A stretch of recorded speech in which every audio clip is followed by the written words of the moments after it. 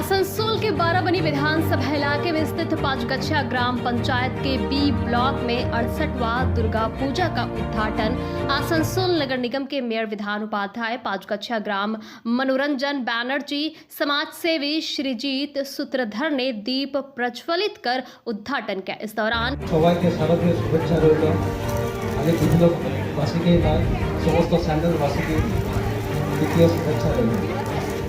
এবং আর বলার নেই, এটা তো আমারও ছোটোবেলাকার এখানে বড় হয়েছে, এখানে আজকে বাইরে থেকে রেসিপি আছে, সেই মায়াটা বুঝতে পারি না।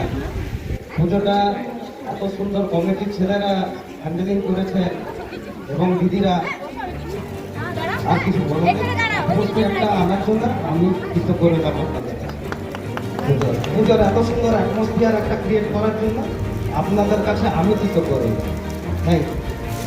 कई गरीब व जरूरतमंद महिलाओं के बीच साड़ी का भी वितरण किया गया। पूजा पंडाल के आयोजक कर्ताओं ने कहा कि उनके इलाके की हर एक आम जनता मिलकर पूजा पंडाल बनवाते हैं, जिसके उद्घाटन समारोह से लेकर विसर्जन तक कई तरह के कार्यक्रम होते हैं, जैसे धुनुची नाच, ढोल और ढाक बाजान सहित सांस्कृतिक कार्यक्रम भी किए जाते हैं। বহু ঐতিহ্যবাহী পুজো রবীন্দ্র ময়দান, আমাদের চ্যানেল এবং রবীন্দ্র ময়দান আমরা অঙ্গাঙ্গভাবে জড়িত এবং পাঁচগেছিয়া বাসী হিসাবে আমি গর্বিত, যেহেতু পুজোটা খুব সুন্দর হয়েছে এবং পাঁচগেছিয়া পঞ্চায়েতের পুজো আমরা এবং মেয়র সাহেব আসার জন্য এবং এখানকার যারা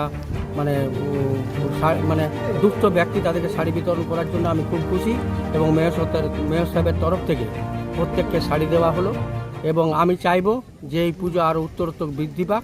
এখানকার যারা সদস্য আছে প্রত্যেকে প্রচণ্ড অ্যাক্টিভ এবং বিশাল পুজো করেছে। আগামী দিন পুজো আমি চাইব যে স্যান্ডেলের পুরনো ঐতিহ্য ফিরে आते हैं, जिसे देखने के लिए लोगों की भारी भीड़ भी उमड़ती है। वहीं इस दौरान मेयर विधान उपाध्याय ने पूजा पंडाल में उपस्थित तमाम लोगों को नवरात्र और दुर्गोत्सव की ढेर सारी शुभकामनाएं दी, साथ ही उनको शांतिपूर्ण रूप से पूजा एंजॉय करने की सलाह दी।